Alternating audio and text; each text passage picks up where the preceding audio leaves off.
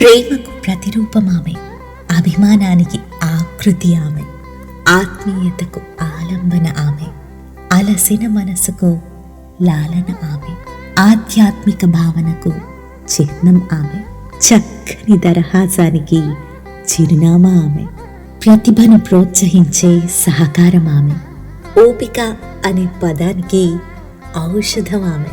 ఆమె కోసం తెలుగు రాష్ట్రాల్లో తెల్ల కాగితాలకు కొరవచ్చేలా రాయాలనుంది. కాగితపు మైదానాలపై తెలుగు వర్ణమాలలోని అక్షరాలను బొజ్జగించైనా, చిరుయుద్ధం చేసైనా పొద్దికగా పొందికగా కూర్చోబెట్టాలని ఉంది.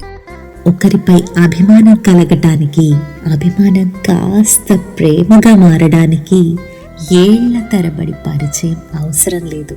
అభిమానం కురిపించిన కొన్ని మాటల చిరుజల్లులు, ఆలోచనలు, ఇష్టాలు కలిసి మదించిన కొన్ని క్షణాలు, ప్రేమగా మనసుని తడిపిన కొన్ని భావాలు చాలు.